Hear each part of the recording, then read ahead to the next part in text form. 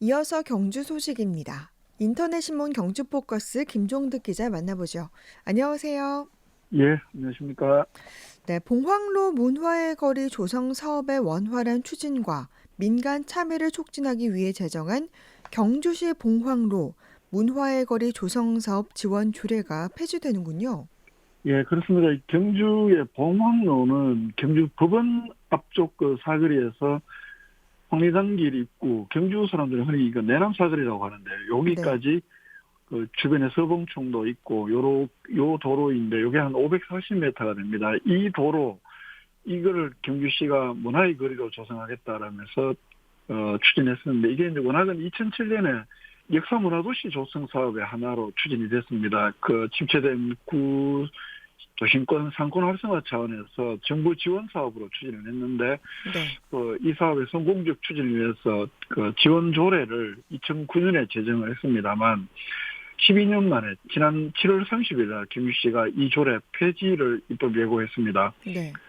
8월 말에 열리는 시의회 임시회에서 김주씨가 이 폐지안을 부의할 것으로 예상이 되는데 시의회에서 만약 이 조례 폐지가 가결이 되면 이 봉황로 문화의 거리 내에 그 권장 업종에 대한 보조금 지원 중지가 됩니다. 또 자문위원회 운영 뭐 이런 것도 조례에 따라서 설치된 것도 당연히 중단이 될 텐데 경주시에서는 이 문화의 거리 조성을 위해서 권장 업종에 한해서 건물의 외관을 개량할 경우에는 2,500만 원 이내에 또 간판 정비의 경우에는 개당 200만 원 이내에 또 권장 업종 운영 자금으로 400만 원 이내에 이렇게 지원을 해왔는데 이 조례가 폐지되면 이런 것들이 모두 음, 중단된다는 이야기입니다. 네.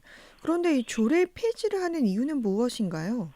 김 씨가 그 이유를 이렇게 설명을 합니다. 2011년에 문화의 거리 조성 사업이 완료가 됐다. 그리고 아까 조금 전에 말씀드린 권장업종에 대한 이런 보조 지원 이런 것들이 그 국비로 지원되는 것은 2013년에 종료가 됐고 그 이후에는 현재까지 경주시 예산으로만 이 권장업종에 대한 지원을 하고 있는데 수요가 매우 저조하다. 음, 2019년 이후에 최근 3년간 이런 보조금 신청이 간판 정비 6건을 포함해서 9건에 불과할 정도로 이제 최근에 그 실효성이 없고 또 권장 업종 유치의 실효성도 부족하다.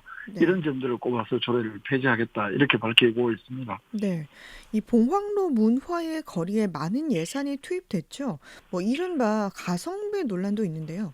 예, 가성비 논란 많이 있습니다. 그 2007년부터 2013년까지 도로 정비에만 그러니까 도로 바닥을 교체한다든가 조형물을 설치한다든가 또 전선을 지중한다든가 이런 뭐 하드웨어 도로 정비에만 무려 43억 7천만 원을 투입을 했습니다. 네.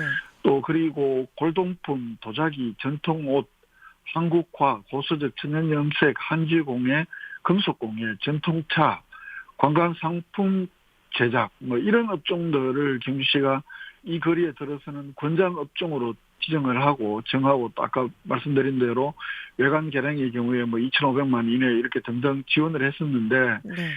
이 지원 금액만 국비 또 경주시 예산들 합쳐서 올해까지 무려 5억 한 2천만 원 정도의 이런 것으로 나타납니다. 네. 그런데 가성비 논란이라는 것은 이처럼 많은 예산을 투입했지만 실제 이제 그 도심 쪽으로 이 일대로 관광객 유입에 사실상 실패한 것 아니냐. 또 이 말 그대로 아까 열거해드린 이런 업종들이 권장 업종이기 때문에 경시가 음, 무슨 감지할 수 있는 수단이 없습니다. 다른 네. 업종들이 들어와도 그렇기 때문에 애당초에는 서울 인사동 같은 이런 특색 있는 거리로 만들겠다는 게 경시의 계획이었지만 사실상 실패하는 것 아니냐 이런 평가가 나옵니다. 네. 봉황로 문화의 거리 조성 사업 관련 소식이었고요. 대한광복회 총사령 고헌 박상진 의사 순국 100주기 추모제가 어제 내남면 노공리 의사의묘에서 거행됐네요. 예, 그렇습니다. 박상진 의사 대한광복회 총사령을 하셨던 분이고 1915년에 일제강점기 최초로 전국 단위의 항일단체 대한광복회를 조직을 하고 이 독립자금 모집도 친일파 처단 이런 뭐 무장투쟁을 통해서 대한독립을 이뤄야 된다 이런 도선을 걸었던 분이신데 네. 이분이 일본의 경찰에 체포가 되고 대구 형무소에서 사형이 집행된 날이 1921년 8월 11일입니다. 그래서 네. 오늘이 그 순국한 지 100년 되는 날입니다만 어제 오전 11시부터 이 묘소가 경시 내남면 노곡리에 있는데요. 여기 의사의 묘에서 어제 순국 100년 만에 처음으로 또 음. 경주시가 공식 주최한 추모제가 어제 열렸습니다. 네. 지금 이 말씀하신 박상진 의사의 생애에 대해서 좀 간단하게 소개를 해주시면 좋을 것 같아요.